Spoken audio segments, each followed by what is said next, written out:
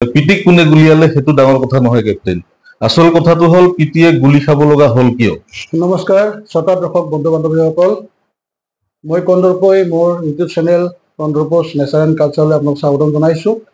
আমি কেইদিনমান বিৰতিৰ পিছত পুনৰ আমাৰ বিশেষ অনুষ্ঠান সাক্ষাৎকাৰলৈ আগবাঢ়িছোঁ। আজি সাক্ষাৎকাৰত মোৰ সৈতে আছে কৃষ্ণ অঞ্চলৰ এজন বিশেষ ব্যক্তি। আমি তেখেতক চাপিছোঁ, তেখেতৰ মনৰ কথা পাতিম।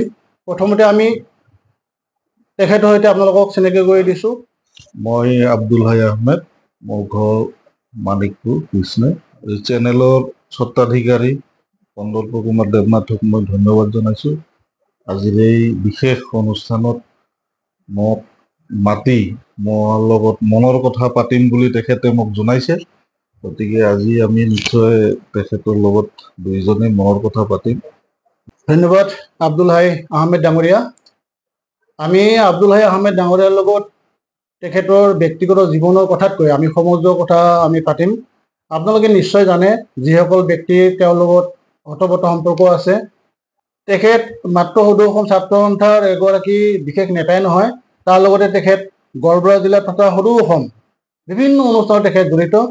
আমি আহমেদ ডাঙৰীয়া, আপোনাৰ নিজৰ মুখৰ পৰা আমি জানিব খুজিম, ৰাইজে জানিব বিচাৰিব, আপুনি সদৌ অসম ছাত্ৰ সন্থাৰ লগতে অসমৰ কি কি অনুষ্ঠানত জড়িত আছে? আচলতে মই ছাত্ৰ সন্থাৰ সদৌ অসম ছাত্ৰ সন্থাৰ এগৰাকী প্ৰাক্তন কৰ্মী আৰু বৰ্তমান অসম সেনাৰ লগত জড়িত, অসম সেনাৰ কেন্দ্ৰীয় সমিতিৰ আহ্বায়ক। ইয়াৰ আগৰ কাৰ্যনিৰ্বাহকত মই অসম সেনাৰ তথ্য আৰু প্ৰচাৰ বিভাগৰ আহ্বায়কৰ দায়িত্বত আছিলোঁ। এইবাৰ আহ্বায়ক হিচাপে আছোঁ। আৰু সদৌ অসম ছাত্ৰ সন্থাৰ লগত সেই কলেজীয়া জীৱনতে জড়িত হৈছিলোঁ আৰু তাৰ পিছৰ পৰা চলি আছে। এতিয়া যদিও প্ৰাক্তন কৰ্মী, কিন্তু ছাত্ৰ সন্থাৰ বিভিন্ন কাৰ্যসূচী বা বিভিন্ন কাম কাজত সদায় মই পৰোক্ষ বা প্ৰত্যক্ষভাৱে জড়িত হৈ থাকোঁ আৰু সেইটো মই ভাল পাওঁ থাকি। কাৰণ মোৰ যিহেতু পৰিচয়টো মই এগৰাকী ছাত্ৰ সন্থাৰ কৰ্মী হিচাপে দি ভাল পাওঁ, গতিকে মই সেই হিচাপে সদায় লাগি আছোঁ বা অনাগত দিনতো থাকিম। ধন্যবাদ। মই আৰু জানি আপোনাৰ এই সম্পৰ্কে আৰু কথা পাতিম। কথা হ'ল, আমি ইতিমধ্যে কৈছোঁ যে আপুনি অকল সদৌ অসম ছাত্ৰ সন্থা আছুৰ লগতে আপুনি জড়িত নহয়, বিভিন্ন অনুষ্ঠানত আপুনি জড়িত। এই মুহূৰ্তত যদি আমাৰ শ্ৰোতাসকলে, আমাৰ দৰ্শকে জানিব বিচাৰে যে আব্দুল হাই আহমেদে নিজকে কি বুলি পৰিচয় দি ভাল পায়, তেতিয়াহ'লে আপুনি একেৰাহে কি বুলি ক'ব?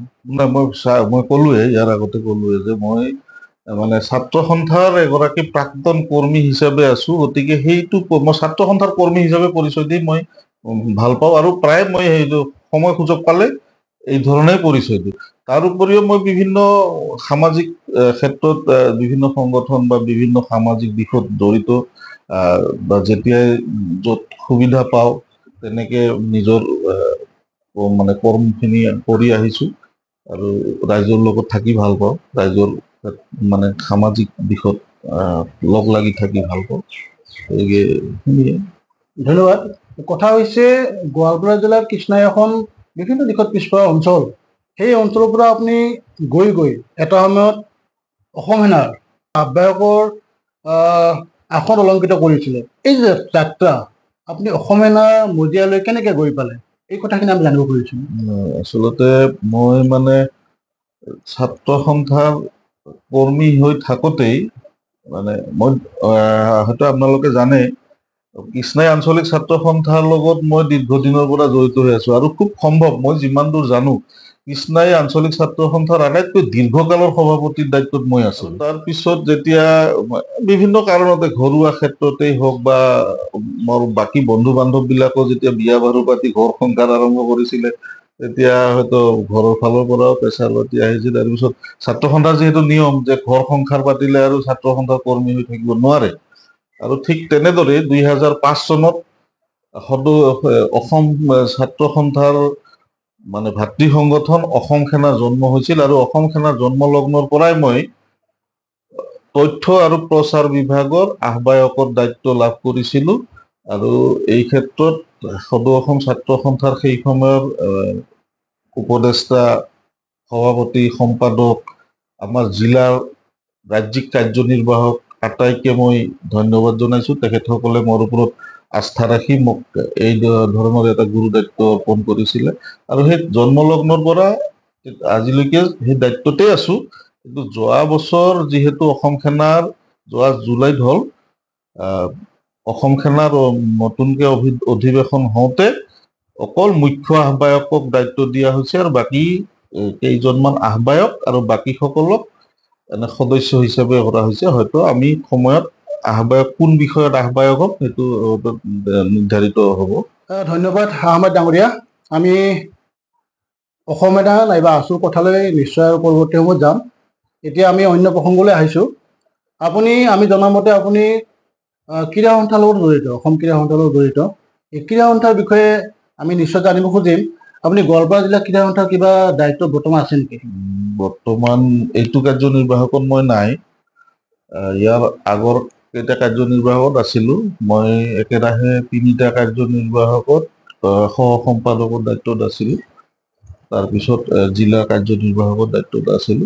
এনেকে বিভিন্ন দায়িত্বত আছিলো আৰু সময়ে সময়ে বিভিন্ন জিলা ক্ৰীড়া সন্থাৰ ফালৰ পৰা বিভিন্ন দায়িত্ব অৰ্পণ কৰা হয় আৰু সেই ধৰণে পালন কৰি আহিছো। আচলতে জিলা ক্ৰীড়া সন্থাৰ ফালৰ পৰা মানে কৃষ্ণাই যদিও বা ইয়াতে মানে বিশেষ তেনেকে খেলুৱৈসকলে হয়তো আমি উলিয়াই আনিব পৰা নাই কিন্তু কৃষ্ণাইত প্ৰতিভাৰ অভাৱ নাই।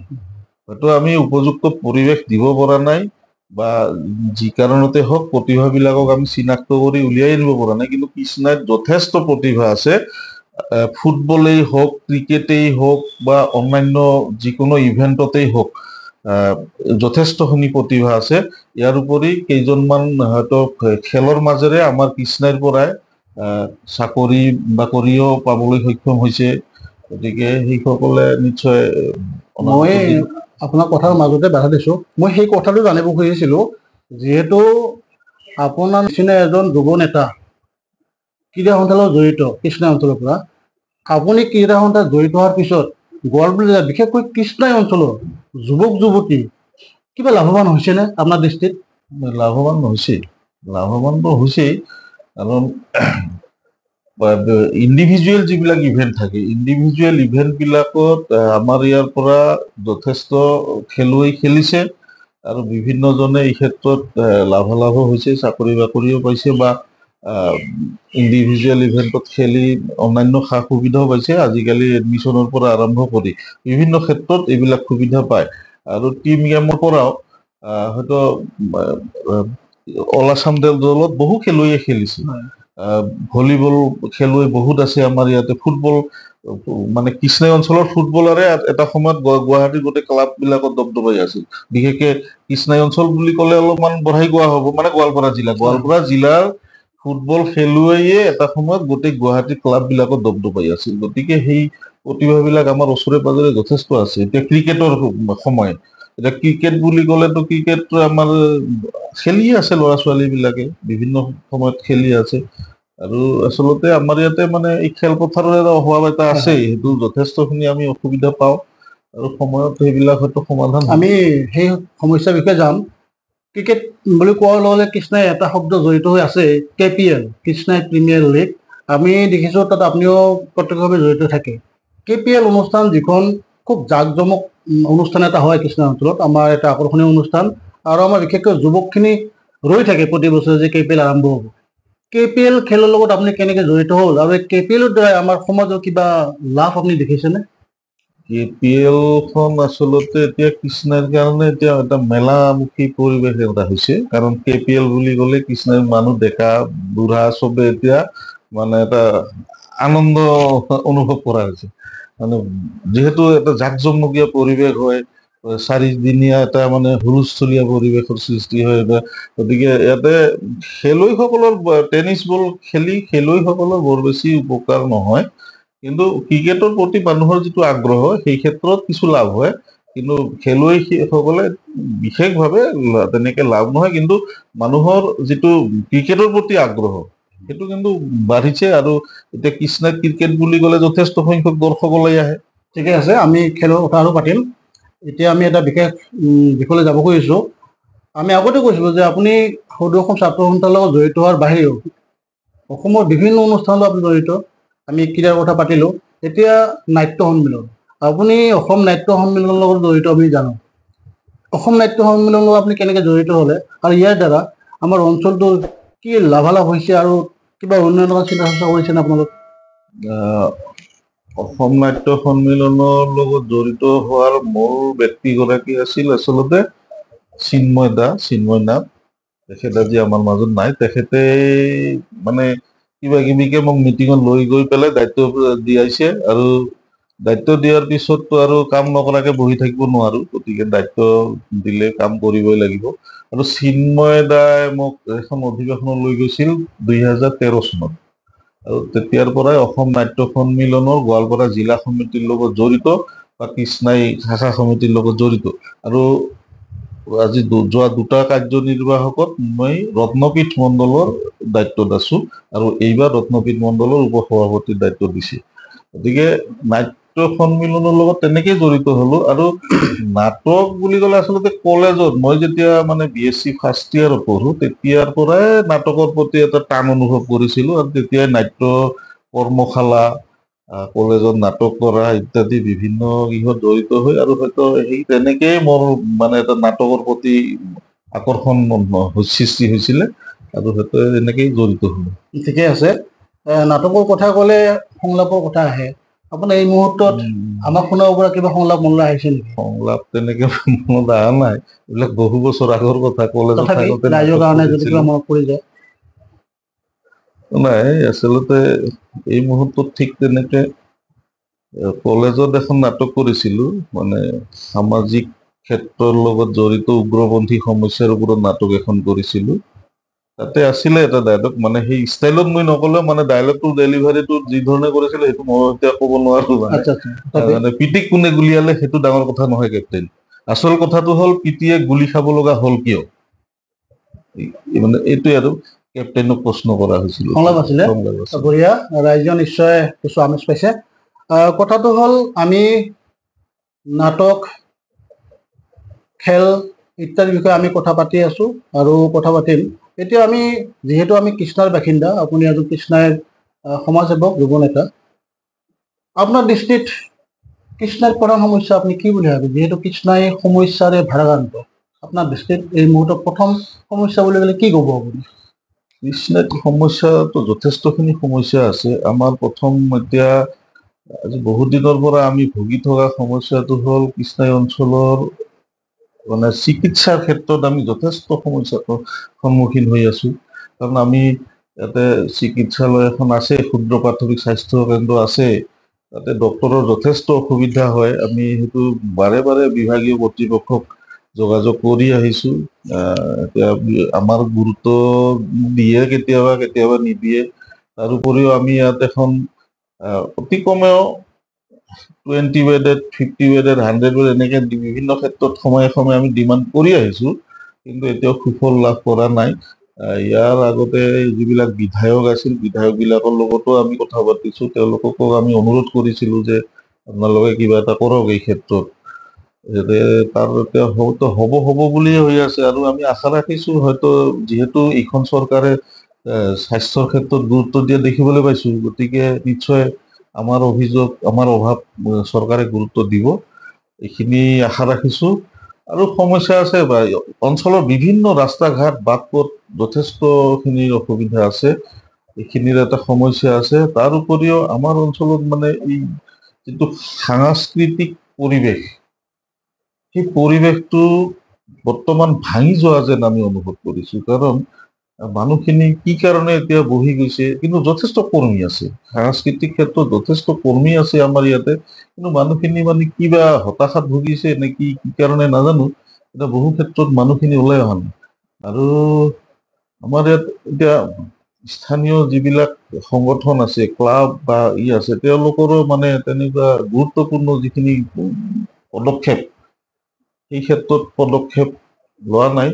কিন্তু এটা খুব মানে ভাল লগা কথা যে আমাৰ ল'ৰা ছোৱালী বিলাক কিন্তু এতিয়া অলপ পঢ়া শুনাত অলপ গুৰুত্ব দিছে, আৰু এইবাৰ তাৰ ফলস্বৰূপে আমি যোৱা মেডিকেলত 5 গৰাকী ছাত্ৰ ছাত্ৰীয়ে, মেধাৱী ছাত্ৰ ছাত্ৰী আমাৰ ইয়াৰ পৰা মেডিকেলত চিট পাবলৈ সক্ষম হৈছে। আমি তেখেতসকলক ধন্যবাদ জনাইছো, আৰু সেই ল'ৰা ছোৱালীসকলক দেখিয়ে হয়তো আমাৰ উঠি অহা প্ৰজন্মই এই ক্ষেত্ৰত ওলাই আহিব। তাৰোপৰিও যোৱা বছৰ আমাৰ ছায়েন্সত 2 গৰাকী ইতিমানে ষ্টেণ্ড কৰিছিল, গতিকে সেইসকল ছাত্ৰ ছাত্ৰীক আমি প্ৰশংসা কৰিব লাগিব আৰু তেওঁলোকৰ হয়তো আমাৰ আদৰ্শ হৈ পৰক, এইটোৱে আশা ৰাখিলোঁ। ধন্যবাদ জনাইছোঁ। আপুনি কথাৰ মাজতে সাংস্কৃতিক দিশৰ দুৰ্বলতাৰ কথা কিছু কৈছিলে, যে আজিৰ প্ৰজন্মই শিক্ষা দীক্ষাৰ সমানে সংস্কৃতিৰ দিশত আগবঢ়া নাই, তেনেকুৱা এটা কথা আপোনাক ইংগিত পাইছোঁ। কথা হ'ল, আপুনি নিজেই অসম নাট্য সন্মিলনৰ জড়িত। এই নাট্য সন্মিলনৰ জৰিয়তে কৃষ্ণাই নগৰ জিলাখনৰ সাংস্কৃতিক দিশত কিছু উন্নয়নৰ চিন্তা চৰ্চা আপোনাৰ কৰিবনে? সেইটোতো নাট্য সন্মিলনৰ এটা মুখ্য উদ্দেশ্যই। আমি নাট্য সন্মিলনৰ বছৰি বিভিন্ন কাৰ্যসূচী, কেন্দ্ৰীয় কাৰ্যসূচী বা শাখাসমূহে লোৱা কাৰ্যসূচী, জিলাসমূহে লোৱা কাৰ্যসূচী, এইবিলাক সময়ে সময়ে পালন হৈ আছে। আৰু তাৰ ফলস্বৰূপে এইবাৰ অসম চৰকাৰে পূব সমষ্টিৰ এটা চেমনীয়া নাট্য কৰ্মশালা গোৱালপাৰা 14 তাৰিখৰ পৰা আৰম্ভ হ'বলৈ ওলাইছে, গোৱালপাৰা জেনিথ ক্লাবত। গতিকে এইটো এটা আমাৰ কাৰণে, জিলাখনৰ কাৰণে ভাল খবৰ, ভাল লক্ষণ। আমাৰ ল'ৰা ছোৱালীয়ে নাটক শিকিব। আৰু আমাৰ ইয়াত বছৰি কোনোবাটো নহয় কোনোবাটো শাখাত নাট্য কৰ্মশালা হয়, শিশু নাট কৰ্মশালা হয়, এনেকুৱা বিভিন্ন অনুষ্ঠানবিলাক হৈ আহিছে। আৰু কৃষ্ণাই ইয়াৰ কিছু বছৰ আগতে, সম্ভৱ লকডাউনৰ আগত, আমি ইয়াত বিহু বিচাৰকৰ এখন কৰ্মশালা পাতিছিলোঁ। বিহু বিচাৰক, মানে বিচাৰকসকলে কেনেকে মানে বিচাৰ কৰিব, এই কথাটোৰ ওপৰত আমি এখন কৰ্মশালা পাতিছিলোঁ, এইটো বিহু সুৰক্ষা সমিতিৰ ফালৰ পৰা। গতিকে এনেকুৱা বিভিন্ন কাৰ্যসূচী সময়ে সময়ে ঠিকে আছে। আমি ইয়াৰ আগতে আমি সমস্যাৰ কথাও পাতি আছিলোঁ। আপুনি কৃষ্ণাই অঞ্চলৰ বিভিন্ন সমস্যাৰ কথা ইতিমধ্যে আঙুলিয়াই দিছে। আমি যাতায়াতৰ ক্ষেত্ৰতো বহুত সমস্যা দেখা পাওঁ। এতিয়াও আমাৰ ৰাস্তা ঘাটবিলাক যিমান প্ৰয়োজন তেনেকুৱা আধুনিকৰণ হোৱা নাই। তাৰ লগতে এটা সমস্যা দেখা গৈছে, সেইটো হৈছে কৃষ্ণা নদীৰ ওপৰত ব্ৰিটিছে বনোৱা এখন দলং আছিল, আপুনি গম পায়। সেই দলংখন ইতিমধ্যে ভাঙি গৈছে বানপানী। সেই দলংখনৰ ঠাইত এখন পুনৰ দলং হ'ব লাগে বুলি আপুনি ভাবেনে? এই ক্ষেত্ৰত আচলতে আমি চৰকাৰৰ ওচৰত বহুবাৰ আবেদন নিবেদন জনাইছিলোঁ, হয়তো লিখিতভাৱেও জনাইছোঁ, স্থানীয় বিধায়কৰ জৰিয়তেও আবেদন দিছোঁ, যে আমি কৈছিলোঁ যে ইয়াত যদি গাড়ী পাৰ মানে হোৱাকে নোৱাৰি, অতি কমেও মানুহৰ যাতায়াত কৰিব পৰাকে হ'লেও এখন ব্ৰিজ হোৱাটো প্ৰয়োজন। কাৰণ আমাৰ নদীখনৰ সিটো পাৰে আমাৰ একমাত্ৰ চিকিৎসা কেন্দ্ৰখন আছে, ক্ষুদ্ৰ প্ৰাথমিক স্বাস্থ্য কেন্দ্ৰ সেইখন আছে, এখন বজাৰ আছে। এই মানুহখিনি মানে ইপাৰ সিপাৰ হ'বলৈ হ'লে প্ৰায় 1.5 কিলোমিটাৰ ঘূৰিব লাগে। গতিকে এই ক্ষেত্ৰত মই ইয়াৰ আগৰ বিধায়ককো আমি জনাইছিলোঁ যে আপুনি কিবাকে হ'লেও অন্তত মানুহ অহা যোৱা কৰিব পৰাকে হ'লেও, কাঠৰ অলপ বহল কম হ'লেও কিবা কৰিব পাৰি নেকি, আমি ৰিকুৱেষ্ট কৰিছিলোঁ, কিন্তু হোৱা নাই। তেখেতসকলে কৈছে যে এইটো ডাঙৰ বাজেটৰ কথা, তেখেতসকলে জনাম বুলি কৈছে এতিয়া, কিন্তু তাৰ ৰিজাল্ট হোৱা নাই। কিন্তু আমি বিচাৰো এইখন দলং হওক, আৰু এইখন দলং হলে আমাৰ কৃষ্ণাইৰ হয়তো মানে এই যিটো মাজে মাজে মানে যাতায়াতৰ যিটো অসুবিধা, ট্ৰেফিক, এইটো কিছু সমাধান হ'ব বুলি আমি ভাবো। ধন্যবাদ ডাঙৰীয়া। আপুনি কৃষ্ণাই অঞ্চলৰ যিহেতু এজন সমাজসেৱক, বিভিন্ন সময়ত আপোনালোকে কৃষ্ণাই অঞ্চলৰ উন্নয়নৰ কাৰণে মাত মাতি আহিছে, আৰু এই ধাৰা অব্যাহত থাকক। আমি আশা ৰাখিছোঁ আপোনালোকৰ জৰিয়তে নিশ্চয় কৃষ্ণাইৰ যিখিনি সমস্যা আছে সমাধান হ'ব। আমি এতিয়া অন্য দিশলৈ আমি আগবাঢ়িম। এতিয়া আমি আহিছোঁ, আমি দেখিছোঁ আপুনি আপোনাৰ ভৰ যৌৱন কালত আপুনি থিয়েটাৰ, ভ্ৰাম্যমাণ থিয়েটাৰ জগতৰ লগতো আপুনি জড়িত আছিলে এটা সময়ত। ভ্ৰাম্যমাণ থিয়েটাৰৰ লগত জড়িত হৈ আপোনাৰ কিছু ভাল বেয়া অভিজ্ঞতা নিশ্চয় মানুহৰ হয়, অলপ আমাৰ দৰ্শকৰ কাৰণে ক'ব নেকি? নিশ্চয়। ভ্ৰাম্যমাণ জগতখন এখন ব্যতিক্ৰমী জগত। সেইখন জগতৰ মানে অভিজ্ঞতা সঁচাই খুব মানে মানুহক হাত বাউলি মাতে, যাৰ কাৰণে ভ্ৰাম্যমাণ জগতত বহুতে নাযাওঁ বুলি ভাবিও বছৰটোৰ শেষত আকৌ যাবলৈ বাধ্য হয়। গতিকে মই 2000 চনত ভ্ৰাম্যমাণ থিয়েটাৰৰ অভিনয় কৰা নাই, মই সম্পাদকৰ দায়িত্বত আছিলোঁ, আৰু গোটেই অসমৰ বিভিন্ন ঠাইত পেণ্ডেল কৰি ঘূৰি ফুৰিছোঁ। তাৰে যিটো অভিজ্ঞতা সেইটো সঁচাই, সেইটো মানে বৰ্ণনা কৰি শেষ কৰিব নোৱাৰি। মানে মানুহে নাথাকিলে, থিয়েটাৰত নাথাকিলে সেইটো অনুভৱ নহয়। 3 দিন, সেই সময়ত 4 দিনীয়া পেণ্ডেলো আছিল, 3 দিন 4 দিন পিছে পিছে নতুন ঠাই, নতুন পৰিৱেশ, নতুন মানুহ, মানে ভাবিব নোৱাৰা ধৰণৰ কথা। আৰু মানুহবিলাকৰ যিটো আগ্ৰহ, ভ্ৰাম্যমাণ থিয়েটাৰৰ মানুহ বুলি কোৱাৰ লগে লগে মানুহে এটা অন্য দৃষ্টিৰে চায়। গতিকে সেই মানুহৰ প্ৰতি যিটো মানুহৰ আগ্ৰহ, মৰম, চেনেহ, নতুন ঠাইত গৈ সদায়, আৰু সেইবিলাকে মানে মানুহক ভ্ৰাম্যমাণৰ প্ৰতি আকৃষ্ট কৰি টানি ৰাখে। হয়তো পইচা পাতি নাপালেও বা কমকে পালেও মানুহবিলাক এৰি আহিব নোৱাৰা অৱস্থা হয়। গতিকে ভ্ৰাম্যমাণৰ তিতা কেঁহা মিঠা বিভিন্ন ধৰণৰ অভিজ্ঞতা আছে, আৰু সেইটো স্মৃতিৰ মণিকোঠত সদায় সজীৱ হৈয়ে থাকিব। এটা বছৰে মই আছিলো, কিন্তু মানে পিছৰ বছৰ যদিও থিয়েটাৰ এখনে মোক মাতিছিলে, কিন্তু মই কিবা বিশেষ কাৰণত আৰু মই থিয়েটাৰ নগলো। হয় ডাঙৰীয়া, আপোনাৰ প্ৰত্যক্ষ যিটো সম্পৰ্ক সেই বিষয়ে আমি কিছু কথা জানিলো। আপুনি এতিয়া প্ৰত্যক্ষভাৱে জড়িত নহলেও পৰোক্ষভাৱে এতিয়াও আপুনি থিয়েটাৰ জগতৰ জড়িত। সেইকাৰণে আপোনালোকে এখন সমিতিয়ে সদায় কৃষ্ণাবাসী ৰাইজৰ কাৰণে অসমৰ ভ্ৰাম্যমাণ থিয়েটাৰ ইয়াত মাতি আনে, আমন্ত্ৰণ কৰি আনে। এইটো ধাৰা, এই যে থিয়েটাৰবিলাক মাতি আনে, তাৰ মাজত আপোনালোকৰ কোনোবা থিয়েটাৰ গোষ্ঠীৰ লগত নাইবা কোনোবা অভিনেতা অভিনেত্ৰীৰ লগত তেনেকুৱা কিবা প্ৰত্যক্ষ সম্পৰ্ক গঢ়ি উঠিল নেকি, যিটো অভিজ্ঞতাৰ বিষয়ে শ্বেয়াৰ কৰি ৰাইজেও আনন্দ পাব? তেনেকুৱা এনেকুৱা মোৰ লগত আছে, সেই সময়ত লগ পোৱা বহুতৰ লগতে সম্পৰ্ক আছে, লগ পাওঁ, কথা বতৰাও হয়। তাৰোপৰিও আমি যিহেতু এতিয়া আহ্বায়ক সমিতি, আৰু বছৰে আমি এখন থিয়েটাৰ আনো, তাতে লাভ লছ বোলা একো কোনো কথা নাথাকে। গতিকে লাভ হওক লছ হওক সেইটো বেলেগ কথা, কিন্তু থিয়েটাৰ আমি এখন আহ্বান কৰি আহিছো, আৰু সেইটো হয়তো অনাগত দিনতো পৰম্পৰাটো ৰক্ষা হৈ থাকিব। আৰু তেতিয়া আহিলে তেওঁলোকৰ লগত চা চিনাকি হৈ কথা বতৰা হয়। মানে থিয়েটাৰ ক'লোৱে, মই আগতেই ক'লো যে নতুন পৰিৱেশ, নতুন মানুহ, থিয়েটাৰৰ মানুহবিলাক সদায় সেইটো গৈ নতুন ঠাইত যেতিয়া নতুন কমিটিৰ মানুহ পায়, তেতিয়া সদায় ভাল ধৰণে কথা বতৰা হয়, আচাৰ আচৰণ ভালকে মানে হয়, আৰু কেতিয়াবা হয়তো একেলগে বহি চাহও খোৱা হয়, ভাতো খোৱা হয়। বা আমি যেতিয়া এতিয়া থিয়েটাৰৰ পেণ্ডেল বিলাকত গ'লে তেওঁলোকে আমাক খুব আদৰ আপ্যায়ন কৰে আহ্বায়ক কমিটি হিচাপে। গতিকে এই ধৰণৰ সম্পৰ্ক থাকে, আৰু এইখন প্ৰতিখন আহ্বায়ক কমিটিৰ লগতে থিয়েটাৰ নিশ্চয় গোষ্ঠী নিশ্চয়। থাকে। ডাঙৰীয়া, আমি কথা লাহে লাহে শেষৰ ফালে আহিছো, অনুষ্ঠানটো নহলে আমাৰ বহু দীঘলীয়া হ'ব। আপুনি যিহেতু কথাৰ ভাণ্ডাৰ, আপুনি বিভিন্ন অনুষ্ঠানত জড়িত, গতিকে আপোনাৰ কথা হয়তো এই 3 ঘণ্টাত আমাৰ শেষ নহ'ব, সেইটো কাৰণে এটা দিন লাগিব। যি হওক, ধন্যবাদ জনাইছো, আপুনি ইমানখিনি কথা আমাৰ লগত আদান প্ৰদান কৰি আছে। আমি লাহে লাহে শেষৰ ফালে আহিছো। আমি দেখিছো শেহতীয়াভাৱে আপুনি সমাজ সেৱাৰ লগতে আপুনি শিক্ষকতাৰ লগতে জড়িত হৈ পৰিছে। শিক্ষকতা এফালে, এফালে সমাজ সেৱা, এই ধাৰাটো আপুনি কেনেকে তাল মিল কেনেকে মিলাই চলিছে, এই বিষয়ে অলপমান যদি কয়। নহয়, প্ৰথম কথা হ'ল মোৰ চাকৰিটো প্ৰথম। চাকৰি যিহেতু চৰকাৰে বিভিন্ন নীতি নিয়ম এতিয়া বান্ধি দিছে, গতিকে চাকৰিৰ যিখিনি টাইম ডিউৰেশ্যন, সেইখিনি মই স্কুলত মই দিবই লাগিব। সেইখিনি দিয়াৰ উপৰঞ্চি মই অন্যান্য ক্ষেত্ৰত মানে সময় দিওঁ। কেতিয়াবা ৰাতিও মানে হয়তো ব্যস্ত হ'বলগীয়া হয়। গতিকে মোৰ যিহেতু সেইটো মোৰ জীৱিকাটো মোৰ প্ৰথম, আৰু তাৰপিছত অন্যান্য সামাজিক ক্ষেত্ৰত সেইবিলাকত কম বেছি পৰিমাণে সময় দি জড়িত হৈ থাকি ভাল পাওঁ। মানে ব্যস্ত হৈ থাকি ভাল পাওঁ কাৰণে হয়তো মই বিভিন্ন ক্ষেত্ৰত জড়িত হৈ থাকো। আৰু সময়টো মিলি যায়, ইচ্ছা কৰিলে, মন কৰিলে চন কৰিব পাৰিবলৈ এটা কথা আছে। কথাটো এনেকুৱা যে আপুনি সামাজিক দায়বদ্ধ ঠিকে আছে, কিন্তু যিহেতু আপুনি চৰকাৰী এজন কৰ্মচাৰী, আপুনি শিক্ষকতাৰ লগতো মানে এনেধৰণৰ কৰিব খোজা নাই, দায়িত্ববোধটো আগত। সেইটো আগত হয়, ঠিকে আছে। আপুনি যিহেতু শিক্ষকতাৰ লগত জড়িত পৰিছে প্ৰত্যক্ষভাৱে এজন শিক্ষক হিচাপে, এতিয়া আমি দেখিছো আমাৰ সমাজখন এতিয়া আধুনিক সমাজ বুলি কয়, সমাজখন দ্ৰুতগতিত উন্নয়নৰ হৈ আগবাঢ়ি আছে।